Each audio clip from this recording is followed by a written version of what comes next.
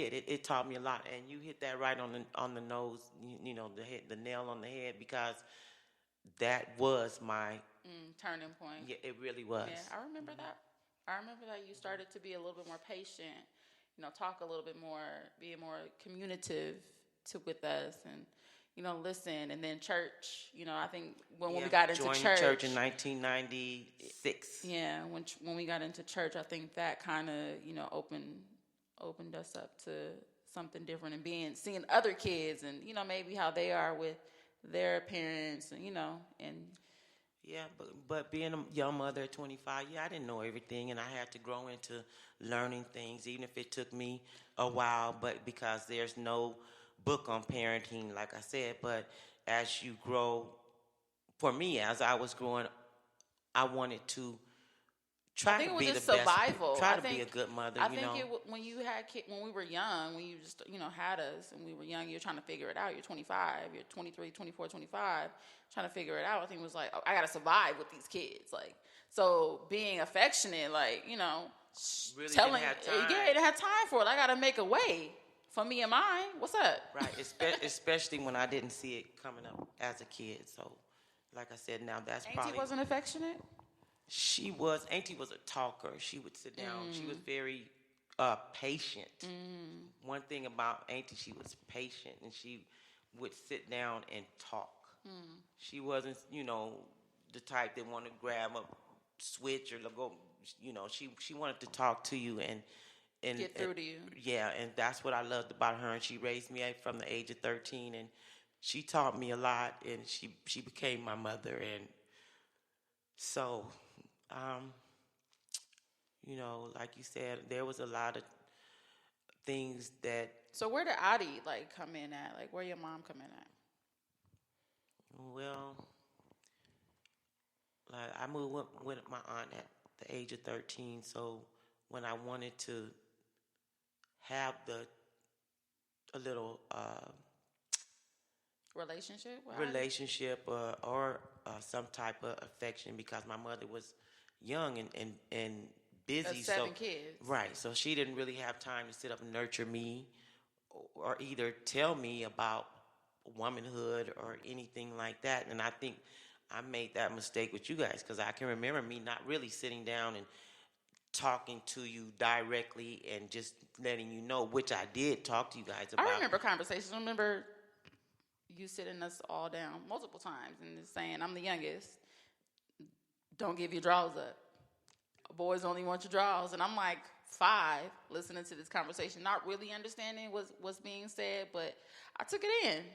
And I appreciated that you didn't keep me out of the conversation. Like, I felt included, even though I don't really understand. But the fact that my mom is sitting all of us down to talk to us and tell us something, I value that. Well, like I told me, and we had this conversation the other day, and I think I mentioned to Tone or somebody. I'm like, I used to tell you guys, be fly girls, go to work, get a job, get a good car, be fly. Don't get out here getting pregnant, having babies.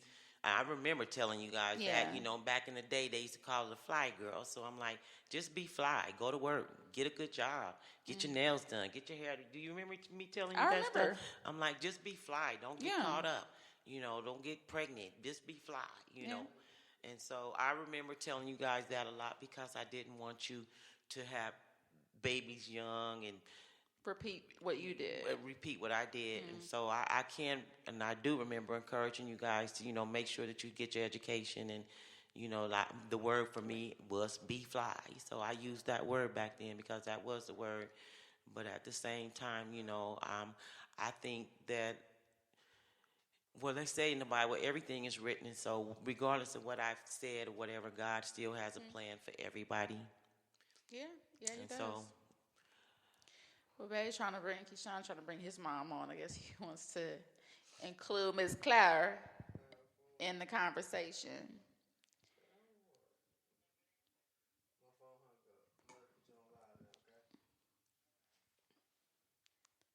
Yes, I can hear you, baby. You can hear me. What's up, Claire? Hey, daughter-in-law, how you doing? I'm good. How are you? I'm okay, baby. You live on air, mama, and we got my mother over here too. Tell her I say hello. hi, Clara. She can hear you. Hey, honey. My name is Kim. Nice to meet you over the phone. Over the phone and live on Ghetto and And Godly, live okay? in Ghetto and Godly. That's crazy. I just thought about that. So Claire, we talking about a black mother's love. You hear that? That's what I'm talking about, girls. So, what is something that you want to share about being a black mom, a young black mom to my handsome? Oh, honey, black is beautiful, baby. That's the only way I can share it is by being a black mom. You know what I'm saying? Yes. I love my sisters. You feel me? Yes. Yes, indeed. I love my son. And I love you too, Mimi. I love you. He loves you too. Your son, he really loves you, and I appreciate that about him. I know it. He's a gorgeous man. Yes, he is. Yes, he is. My baby is gorgeous. And I'm not saying it because he's mine. You feel me? You something else, Mom. You know, I ain't. I'm just keeping it real. I mean, just my baby. You know, my baby went through some struggles, but my baby was still strong and he still loved his mother regardless. Yeah. Mom, what kind of struggles did we go through, Mom? Now, you went through some struggles behind me. What kind, Mom? I mean, shit I did. What shit, Mom? I mean, shit I did. I ain't got to bring it up to you. I don't want to talk. Why you want to be specific, Mama? It's Mama. We got it on air, Mama, so people can see what we went through, Mama. Yeah, you know, I had my struggles. No, I had my struggles in life, and I didn't choose it over you because it wasn't nothing that you didn't get that you wanted. Right. You right. I still did me, and I didn't put you on the back burner, but I did. I got into your feelings because you always went to my mother and told on me. Yeah, you always went and said, Mama, Grandma, Mama, so when you got mad at me, you called me Clara. You called my mother Mama. Mama, Clara don't broke my antenna. What is that mean like? And Grandma, and I found these things that was in this matchbox. All this here kind of stuff. You used to tell me so much about your mother. It wasn't a day that ice cream man came by and we didn't beat the whole neighborhood to shot. You right. You right. I just. And we took care of the neighborhood. You was the only kid wearing Nikes from head to toe. Yeah. You right. At 4 and 5 years old. You right. You I right. know I'm right, but I know I took you down through there, and I know I hurt you in a lot of ways.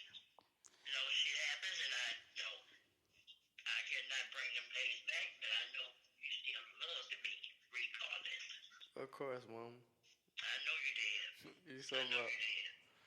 And, that's all I mean, and I love you, baby. I promise you. I mean, well, the little rock, it wasn't that you could get from me because I was being a good mama. You know? Shit happens. Yeah. You right. You right. It was a victim of circumstance. I know I like to live, and I'm trying to enjoy it. You did. You turned it around, Mama. You're doing good. I'm proud of you. I'm Victim proud of of you. circumstance, Miss Claire, and that's what we was kind of talking about on the show earlier with my mom. We were talking about the circumstances of drugs and, you know, when they hit the neighborhood, the community, and how, you know, it was hard to sustain from, you know, conforming to what everybody else was doing. So, you know, we were, even though we were on opposite sides of the United States, like we were kind of, me and Keshun were kind of going through the similar situations because our moms was in the struggle, you know. Right. Yeah. Right. You know, y'all mean, you know, shit happens, you know, and then it's a mind thing. It's mind over matter. Yeah. Okay? We can't straighten up the drugs. We can't straighten up our kids. We got to straighten up ourselves. And Mama, Exactly. you been locked up, huh? Tell her you been behind them bars. Whoa, say it again. You behind them real bars, not no jail. Them real bars. I didn't catch no more charges. 1990 showed me some shit. Yeah. I remember But I that. fucked up all that money, and they had to pay it back. Your money at that. Yeah. well, I like to say this to you, Miss Clara. Is it Clara? This is Mimi's mom. Yes, ma'am. And I like to say this to you, that whatever the struggle was and whatever you went through, and Keshun as a child or whatever, but he is an amazing young man, and I could not have asked for a better son-in-law. And I want you to know that. You know, and he is amazing. He's been raised the right way. He's respectful. You know, I just love Keshun to death. I never see him really get mad. He got mad at me one time. But he is amazing to me, and I love him dearly. Yes, Thank you, ma'am. Karen. You know, I give all my props to my mother. You hear me? Yes. But I was there, but I wasn't there. But my mother did a good job. Yes, she did. Yes, she did. Yeah. I was locked up. My baby's kindergarten graduation. I was locked up even his graduation. But it's all good because my mother was there for him. Yes, and Yes, ma'am. that's what matters. That he had somebody there for him, and it happened to be your mother, and she did an amazing job raising him. She did, and he does have this. I appreciate you because I do got a gorgeous son. Yes, and he does have this old soul. And when I first met him like 10 years ago, and he would be playing these old songs for me, talking about, Miss Kim, you know this? I said, I don't know that song. But because he had an old soul, and he was bringing music to me that I never even heard. Yes, ma'am. But Miss Ma'am, let me tell you this here. When we were standing in the elevator, my son was so depressed because my husband did not like him, and so my son like, okay, I'm going back to grandma. You feel me? My baby used to turn on the country music. Because he's a country guy. Damn, oh, you Country crazy. boy. But believe it or not, I like country music too. I do. I do some country music like Reba McEntire. They just had the Loretta Lynn story on, and I watch it because I like country music. Some country music I like. I can't believe you remember that, Mama. That's crazy. That's crazy. So, y'all, we're going to get ready to wrap up the conversation. But first, I want to ask, well, not first, but lastly, I want to ask one more question. What has being a mother taught you about love?